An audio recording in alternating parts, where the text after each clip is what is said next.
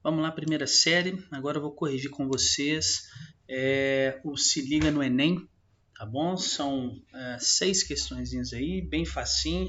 Eu gosto de trabalhar com elas que quando nós estamos no ensino médio, nós já vamos fazendo aquele preparo, aquele treino, né, para chegarmos no Enem daqui a 2 anos, arrebentando a boca do balão.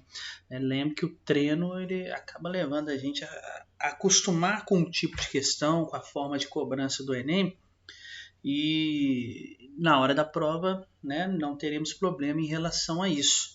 Tá? Vamos ver aqui, trabalhando ainda um pouquinho sobre cartografia. Então vamos lá. Na primeira questão, ele está trazendo um mapa aqui que é da ONU. Vamos ver. A ONU faz referência a uma projeção cartográfica em seu logotipo.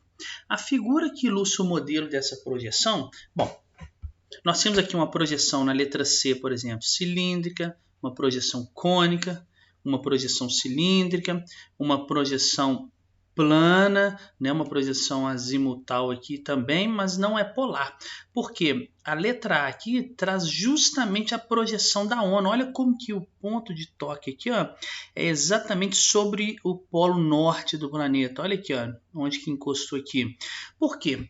A ONU, pessoal, ela surge no contexto lá do pós-guerra, né, da Segunda Guerra Mundial. Tá? E como Organização das Nações Unidas, ela tinha que manter, ao criar o seu símbolo, uma certa neutralidade, tá? Mostrando que é um órgão neutro, que ele vai representar todas as nações de fato. E aí quando eles fizeram essa projeção aqui, tá? Tocando sobre o Polo Norte, até usar uma projeção polar, né? Uma projeção plana, tocando sobre o Polo Norte do planeta, vocês podem ver que não tem nenhum continente aqui exatamente no Polo Norte, né? Então dá a ideia de que o seu logotipo é neutro, que ele não está tocando em nenhum dos países e ele está representando todo mundo aqui, tá bom? Então nessa questão do Enem lá de 2016, nós tínhamos que marcar a letra A, que é a correta, é uma projeção polar, plana ou azimutal. Tá?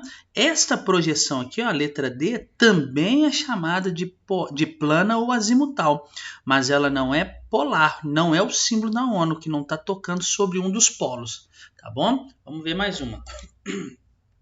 Legal. Olha, o Enem 2016 foi um Enem que trabalhou com muita cartografia, né? Nós temos aqui uma projeção aqui de um rapazinho chamado Mercator, mas vamos ver. A projeção cartográfica do mapa configura-se como hegemônica desde a sua elaboração no século XVI.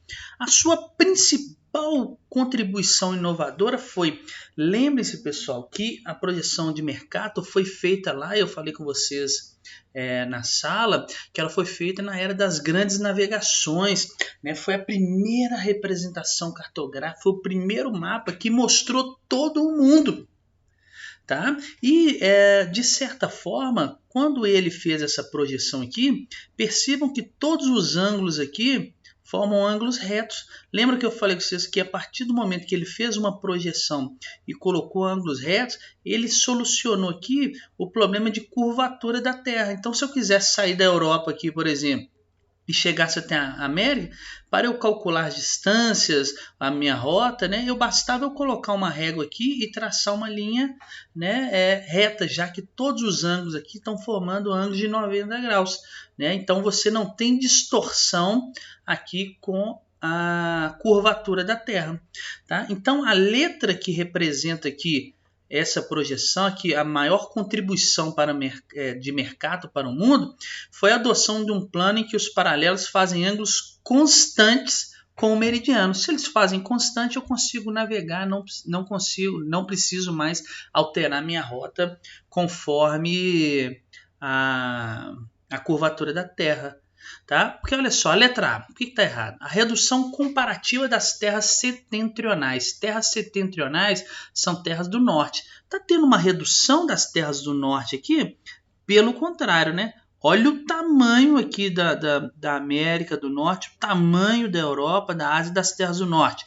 Em compensação, olha o tamanhozinho das terras aqui do sul. Então, não há uma redução das terras do norte, há um aumento gradativo delas, tá bom? B, manutenção da proporção real das áreas representadas? Não, ele não manteve as áreas, ele manteve a forma dos continentes. Lembra disso?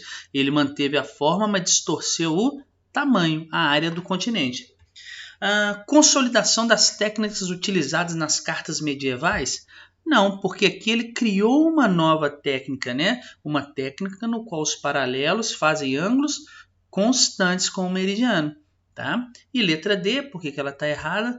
Valorização dos continentes recém-descobertos pelas grandes navegações. Negativo. Olha os continentes aqui recém-descobertos aqui pelas grandes navegações.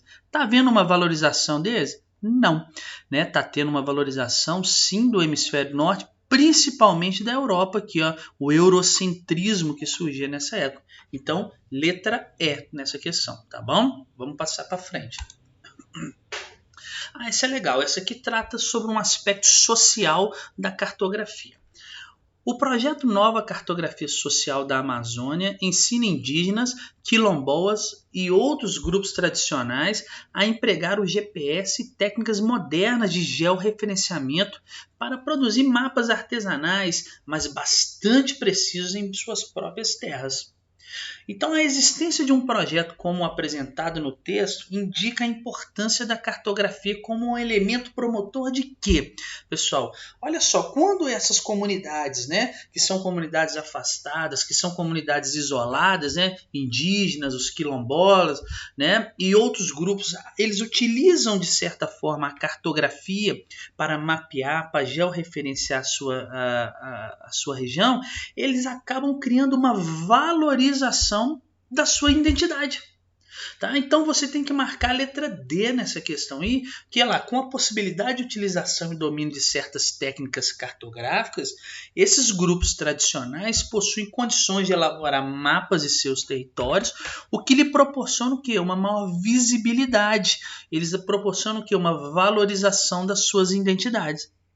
Ok? Então essa questão ela envolvia uma questão de um aspecto social da cartografia. A gente pensa que cartografia é só produzir mapas, né? Mas a verdade não é essa. Olha o emprego social da cartografia, isso é muito legal. Vamos lá. 4. Quando é meio-dia nos Estados Unidos, o Sol, todo mundo sabe, está se deitando na França. Bastaria ir à França num minuto para assistir o pôr do sol. Tá falando lá do livro do Pequeno Príncipe. Quem não leu, esse livro é ótimo, tá? Muito legal. Então vamos ver. A diferença espacial citada é causada por qual característica física da Terra? Então, se nos Estados Unidos ainda são meio-dia, o Sol está lá em cima, né? E na França já está anoitecendo, que movimento, que característica que a Terra faz aí para que isso cause, né, a sucessão dos dias e das noites? É só nós lembrarmos que a sucessão dos dias e noites da Terra é causada pelo movimento de rotação. O movimento de rotação é quando a Terra faz o seu giro, o seu movimento em torno do seu próprio eixo. Quando ela faz um movimento em torno do seu próprio eixo, nós temos ali uma impressão de um movimento aparente do Sol, né, nascendo no leste e se pondo no oeste. Então você tem que marcar a letra B, ok? Que é o movimento de rotação aqui, ó, em torno do seu próprio eixo. Vamos ver mais uma.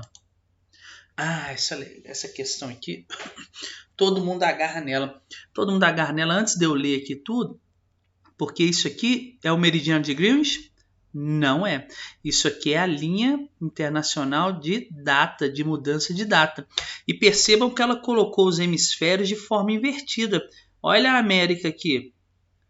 Olha a Ásia aqui. Aqui deixou de ser o hemisfério oeste? Não, aqui continua sendo o hemisfério oeste e aqui o hemisfério leste, só está numa posição diferente, tá bom? Então vamos ver, ele está falando sobre bolsa de valores, não preciso ler isso tudo aqui, ele vai querer saber qual é o horário, né, que nós temos que verificar a bolsa de valores. Precisa fazer conta nesse exercício? Nenhuma, é só uma análise de mapa, tá bom? Então vamos lá. Considerando que as bolsas de valores começam a funcionar às 9 horas da manhã e que o investidor mora em Porto Alegre, pode-se afirmar que os horários em que se deve consultar as bolsas e a sequência em que as informações são obtidas estão corretas na alternativa. Então, para você considerar o horário que a bolsa de valores vai abrir, né, você tem que perceber, você tem que tentar entender aí qual que é o local que tem a hora mais adiantada aqui no mapa. Nós temos que olhar pelo lado leste, né? Aqui, ó, tá vendo? O macete da questão é aqui, ó, porque aqui que é o leste, só está na posição invertida, né? Aqui é o leste, né? O Sol nasce primeiro aqui, né? Por causa do movimento de rotação da Terra, que é de oeste para leste. Então, o Sol nasce aqui primeiro e vai se pôr no oeste aqui. Então, olha aqui, na primeira bolsa que nós temos aqui, qual que é a primeira que vai abrir? Né? Nós temos aqui nós temos Nova York, nós temos aqui Tóquio. A primeira bolsa depois de Tóquio que abre, né, vai ser a de Pequim. Tá bom? E depois de Pequim, eu seguindo aqui, olha, cadê meu mouse? Sumiu. Aqui, ó, saindo de Pequim e as horas estão sendo atrasadas aqui, ó, porque aqui já clareou. Então eu tenho que olhar Pequim. Eu vou seguindo aqui o rumo. A próxima cidade é essa aqui, ó, Londres. E depois de Londres, qual que é a bolsa de valores que eu tenho que ver? Nova York. Ok? Então a resposta, ó, Pequim, Londres, Nova York. É só você olhar aqui, ó. O Sol nasceu primeiro aqui. A primeira bolsa que eu tenho que olhar é essa, né? Vou indo de trás para frente e termino no local que tem a hora mais atrasada, que é quem? Nova York. Ok? É só isso. Então, pessoal, ó, caso tenha alguma dúvida, caso não tenha entendido, já sabem, pode mandar mensagem para mim da forma que for mais viável, da mais correta, ou no comentário aqui, nos comentários do vídeo, ou por e-mail, tá? Será um prazer esclarecê-la para vocês. Até a próxima.